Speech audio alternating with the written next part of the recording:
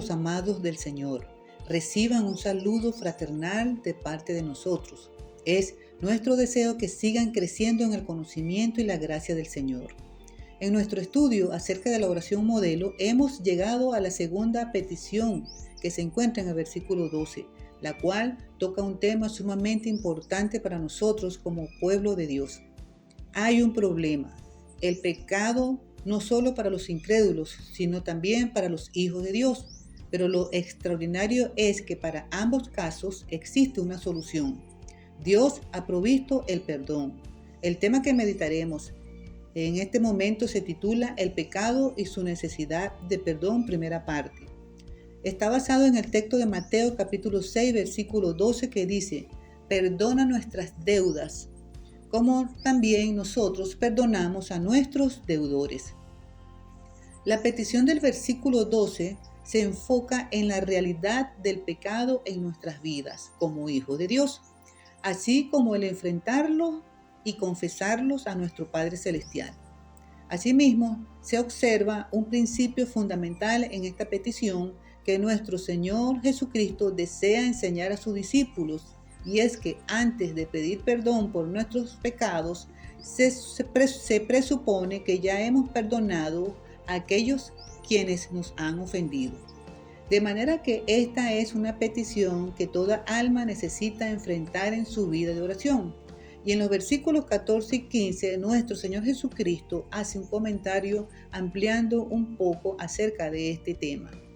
Conforme enfrentamos el problema del pecado, también lo hacemos con el hecho de que el pecado trae consecuencias inmediatas como la culpabilidad, la pérdida de significado en la vida, la pérdida de la paz, la pérdida del gozo, y en el caso de los incrédulos, la consecuencia futura que el pecado trae es la condenación eterna. Por esta causa, el perdón se constituye como la necesidad más profunda de cada persona ahora, porque ésta incide no solamente en la salud, sino que también puede determinar la situación del ser humano en su futuro. Recordemos que las tres primeras peticiones que se enseñan en la oración modelo se enfocan en los planes de Dios, revelándose de esa manera el lugar de honor y privilegio que Él tiene en nuestras vidas. Y las últimas tres peticiones se relacionan con las necesidades de los hijos de Dios. Danos el pan nuestro de cada día tiene que ver con la provisión para sustentar y mantener la vida física del ser humano, ya que si no hay vida biológica, no hay vida espiritual. Y las otras dos peticiones, perdona nuestras ofensas y no nos deje caer en tentación, están enfocadas para preservar y desarrollar la vida espiritual. El perdón de pecados es la necesidad espiritual más profunda para la humanidad, porque es allí donde el hombre y Dios deben encontrarse en primera instancia para restaurar la relación del hombre hacia Dios, ya que para ser enseñados y guiados por Dios es necesario estar en una correcta relación con el Padre, la cual solo es posible cuando nuestros pecados han sido enfrentados, porque Dios es 3 veces santo. Lo fundamental en la naturaleza de la oración es que al practicarla reconocemos nuestra dependencia total hacia Dios. No vamos a tener pan diario sin Dios. No tendremos perdón de pecados sin Dios. No podremos recibir guía ni dirección en nuestras vidas fuera de Dios. Del versículo 12 se desprenden 4 principios que merecen ser mencionados. Primero, el pecado hace que el hombre sea culpable y trae juicio. Hay un problema. El hombre es pecador. El pecado es transgresión, es romper o violar el estándar de Dios. Primera de Juan 3:4 expresa que el pecado es transgresión de la ley. Pablo en Romanos 3:19 dice que por esa causa todos somos culpables delante de Dios, porque quebrantamos sus leyes, nos volvemos culpables. Y luego en Romanos 6:23 afirma que debido a que somos culpables, la paga de nuestro pecado es muerte. En este sentido, el hombre es pecador porque es transgresor. Él rompe las leyes de Dios. Al romper las leyes de Dios, se vuelve culpable y el juicio por su culpabilidad es muerte. Entonces, el pecado nos hace culpables y trae juicio. Todos los hombres sobre la faz de la tierra están en juicio delante de Dios por el pecado de ellos. En segundo lugar, el perdón es ofrecido por Dios en base a la muerte de Cristo. Dios es santo y Dios ve a una sociedad pecaminosa. Pero nuestro Dios también es misericordioso, es amoroso, y aunque el ser humano es culpable y merece el juicio, Dios es un Dios perdonador. Ahora bien, Romanos 6 hace referencia al pecado como si fuese una deuda que debe ser cancelada. La paga del pecado es muerte. Y Dios, por ser justo, no puede perdonar el pecado a menos que la deuda sea cancelada o pagada. Es allí donde entra Cristo en acción, quien tomó nuestro lugar, cancelando la deuda de todos nosotros con su muerte para que la justicia divina sea satisfecha.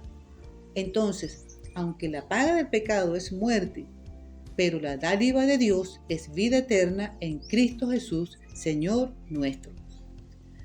En tercer lugar, la confesión de pecado es necesaria para recibir el perdón de Dios. Ahora, el perdón está disponible. El castigo ha sido pagado. La propiciación o cobertura ha sido realizada. La satisfacción de la justicia de Dios ha sido alcanzada. Solo es cuestión de recibir el regalo por fe, y para recibir ese regalo existe una condición. ¿Cuál es esa condición? Que usted esté de acuerdo con Dios. Ese es el significado de la palabra confesar, es decir, para recibir el perdón es necesario confesar o estar de acuerdo con lo que dice Dios acerca de nuestra condición. Entonces, para recibir el perdón debe haber confesión de pecado.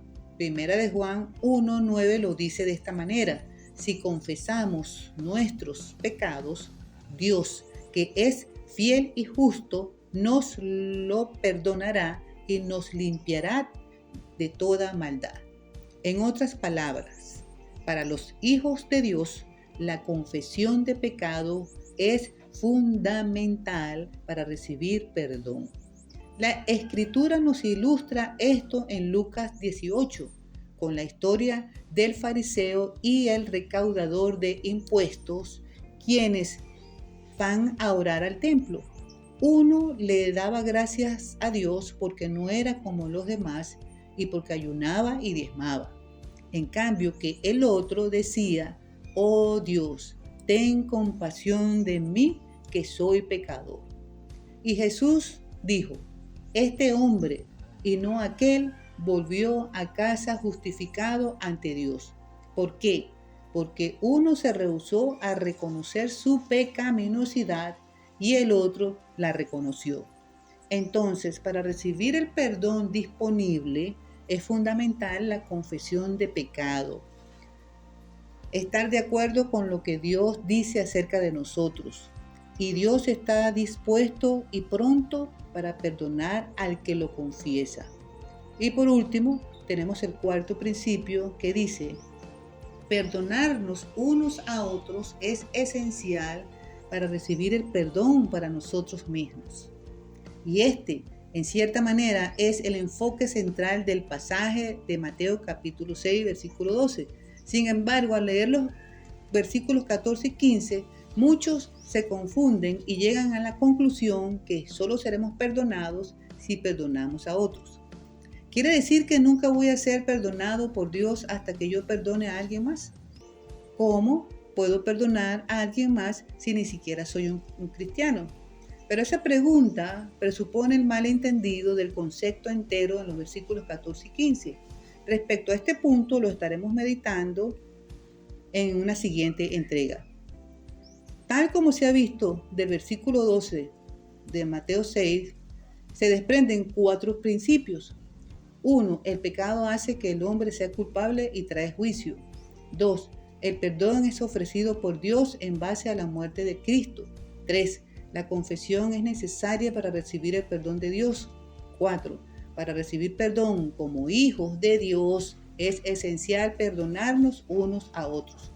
Por lo tanto, aunque somos creyentes, todavía tenemos un problema de pecado y debemos enfrentar ese problema diariamente.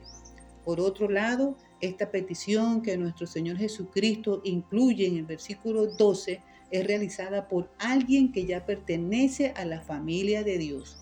Por consiguiente, el pecado es una realidad en la vida del cristiano y el hecho es que cuando usted decide ser discípulo de Cristo, no implica que repentinamente usted dejó de pecar como algunos presuponen. No, la verdad es que cuando usted se vuelve a Dios de corazón, lo que sucede es que usted se volverá más sensible a la acción del pecado en su vida y por esta causa experimentará la necesidad de encontrar perdón por medio de su arrepentimiento y confesión diariamente como un estilo de vida. Perdona nuestras deudas, como también nosotros hemos perdonado a nuestros deudores. El gozo del Padre sea tu fuerza donde quiera que te encuentres.